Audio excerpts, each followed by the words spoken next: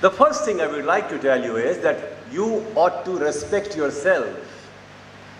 There's a beautiful song, a hymn rather, penned by Gulzar in the film Guddi, when you were not even born.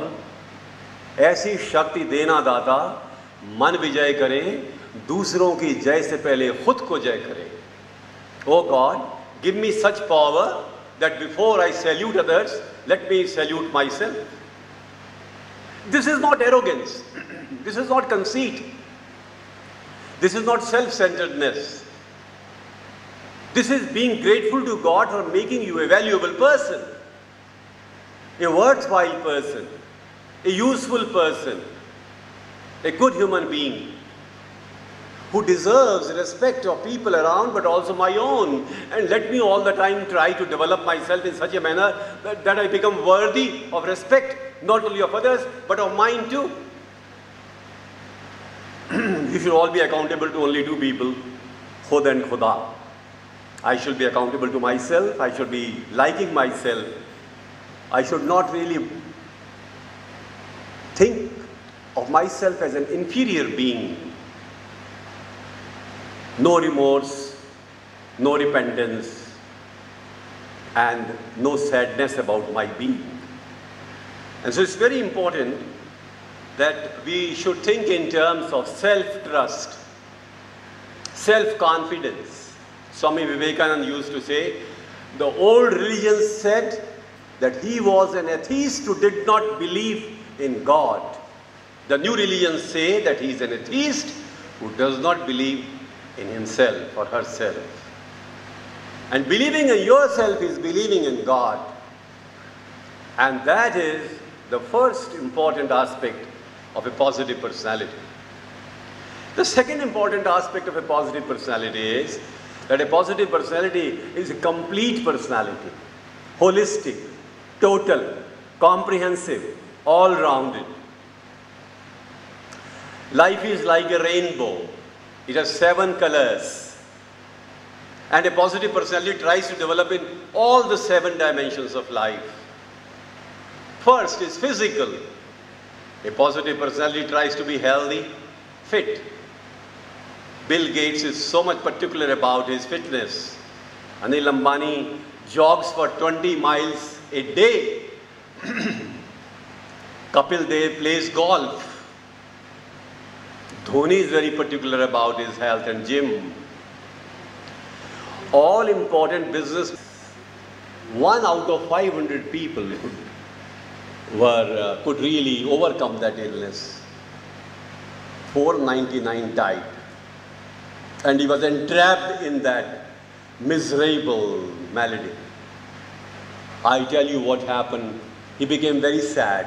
He had no wife at that time. So his friend, doesn't matter. I don't. Okay, I keep it here. Thank you. So one of his friends who was a doctor said, Norman, the best care will be in a nursing home. You get yourself admitted in a nursing home. So they got himself admitted in nursing home. But while leaving Norman Cousins, the doctor said, Norman, you seem to be so worried about your health and longevity. If you continue worrying like that, you will die early. Earlier than what you expect. After the doctor left, Norman thought for a while, if being worrisome and anxious leads to crippling of the age, why can't I really be happy and improve my longevity? The voice came from inside, what is there to be happy about now? There is no hope. He said, no, let me try.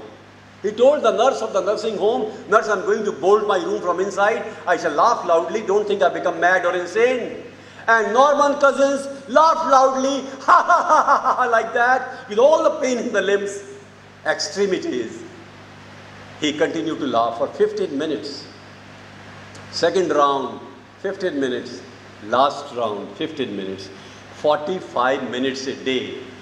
Bombastic, loud laughter practiced by Mr. Norman Cousins artificially. 1 month passed, blood test was taken. It was revealed that the medicines that were not working earlier had started working. Cousins continued to laugh. 2 months, 3 months. And there was a remarkable improvement in the agility of Norman Cousins.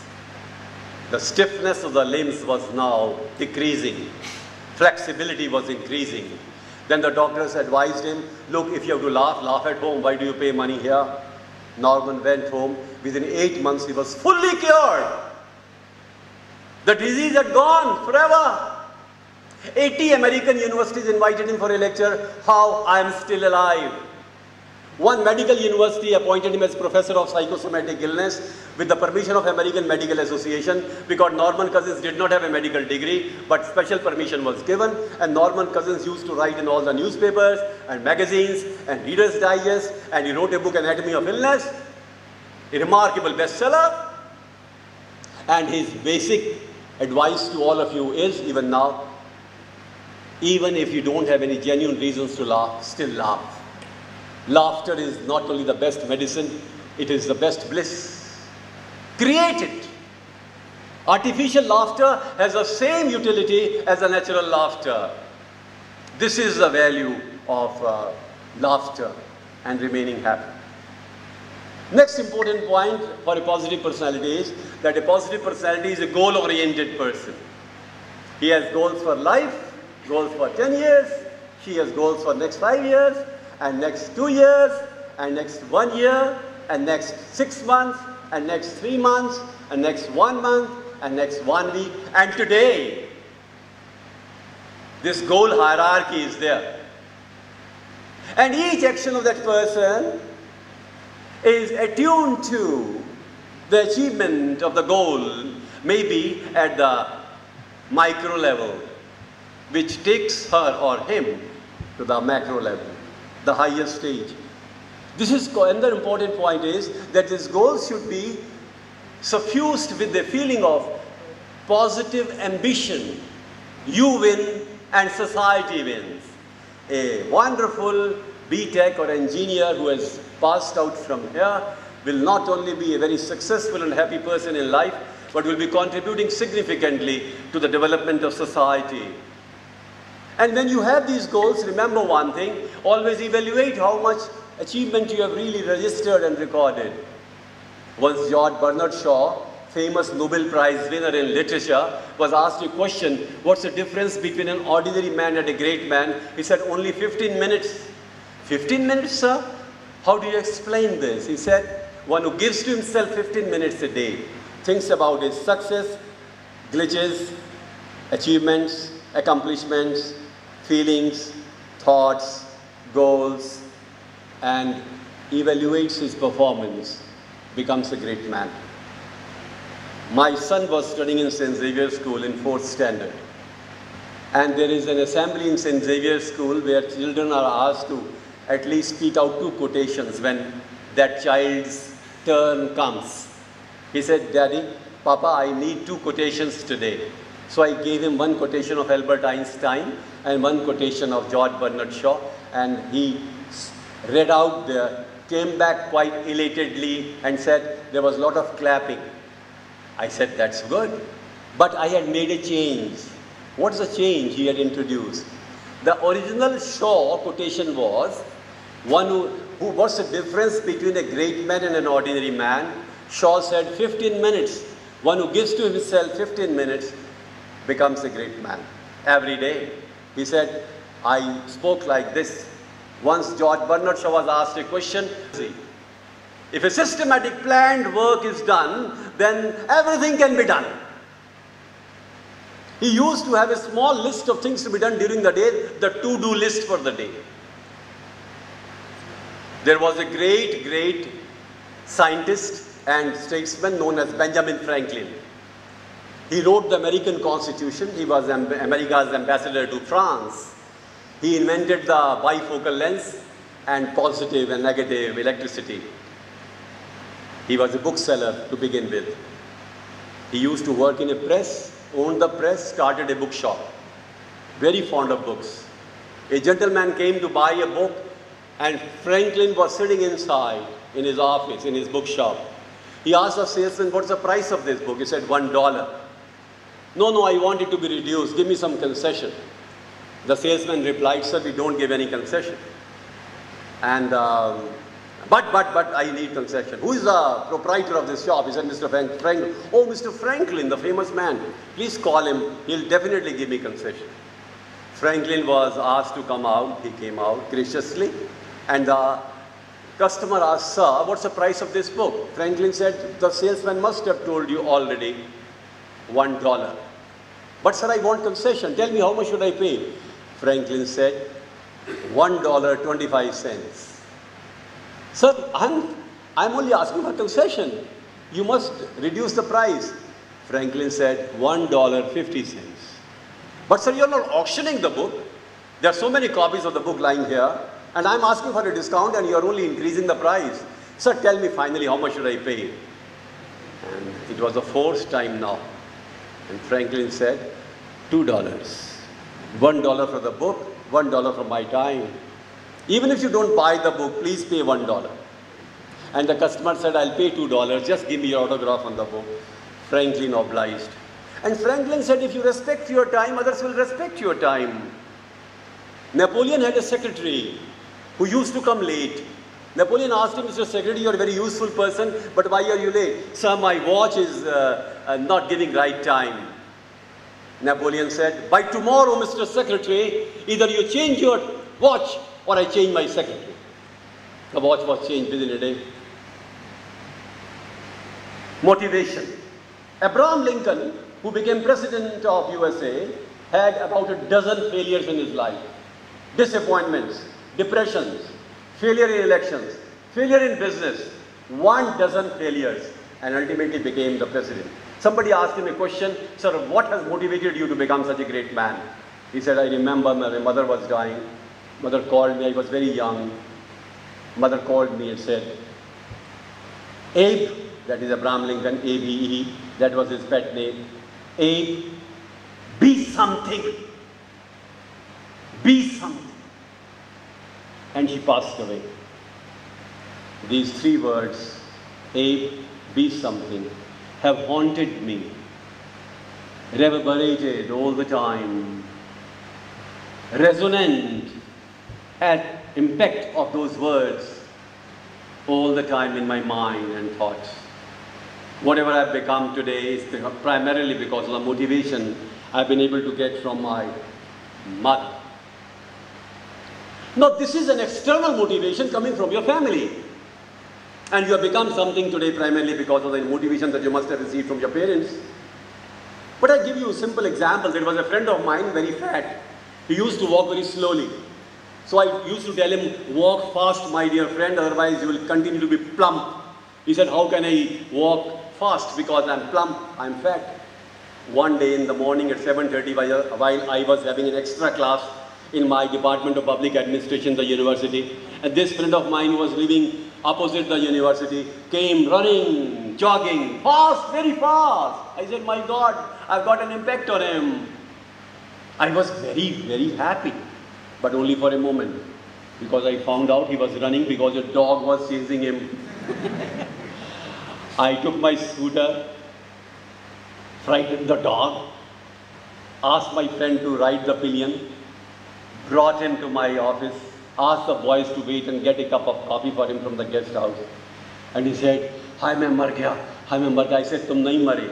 वो said, तुम्हें कैसे पता मैं नहीं मरा? मैंने कहा, मरने वाले बोलते नहीं हैं, तुम बोल रहे हो. And I told him one thing, my dear friend. What I could not do so far, the dog has done. Dog has proven that you can run. Dog has come to help you to rethink about your life and your potentiality. He was quiet, my dear friends. He lost 20 pounds in 4 months' time. He became slim and trim. He's still alive. And his birthday came in October. I presented him with a book, How to Win Friends and Influence People, and a photograph of that dog, and I wrote, your guru. He took the photograph from me, thanked me, framed it. The photograph is still with him. Dog is not there in life. He's no more. But we should have self-motivation, power coming from within. And there is, I tell you something, do you ever hear the voice of your inner self? There is an upward spiral, as Confucius said, within us. I have to become something, I should prove something, I should really self-actualize myself, tap all my potentiality, and you can do that. And become enthusiastic about everything. You remember 1985, there was a match between Pakistan and India at Sharjah. India had been bundled out for 125 runs. Kapil Dev was the captain. The team was the same as that of the World Cup. Kapil Dev went to the green room and told his friends, "We shall make Pakistan sweat for each run. We shall not make them win." Sunil Gavaskar writes that I was elder to him, senior to him as captain. But the enthusiasm that Kapil Dev brought in his speech of 3 minutes made me resolve totally that I shall not allow this young man to be defeated today. Kapil Dev inspired his team members. Gavaskar took 4 catches, catches win matches. The match was won. Pakistan was bundled out for 87 runs only. All the power of enthusiasm. All the power of enthusiasm. Old Man and the Sea. What's the greatest quality of a strong man? And he said, guts, pure guts, courage, fortitude, fearlessness, grit and gumption. My dear boys and girls, never be afraid of anything in life. Have that courage to face any eventuality. Let any opportunity come which poses problems for you. Let any adversity come that you encounter. Let any disappointment come, but it will not disturb you if you have courage inside. A positive personality converts challenges into opportunities. Once Alexander the Great, who had conquered 93% of the world during his lifetime, a young man, had conquered a country, was tired and had conquered a city of another country and was resting on the guest house at the top of a hill. It was 11:30 in the night. He was almost asleep, drowsy totally. The commander-in-chief of Alexander came, pounding the door lightly and said, "Your Excellency, I am sorry to disturb you, but I want to tell you that the place where you are resting, right below this hill, is the capital of the most prosperous country in this whole region. Sir, if you have an opportunity, would you like to conquer it?" Alexander stood up and said, "General, Alexander does not wait for opportunities, he creates them." Within half an hour, Alexander was leading his army. 18 hours of non-stop war, battle. Alexander won the whole country, not just the city. My question to all of you is, what happened to his tiredness? What happened to his sleep? His determination had swallowed that tiredness. And therefore, remember one thing, that opportunities are created and they always give you strength. Alexander is an example of passing through testing times and having tremendous amount of strength.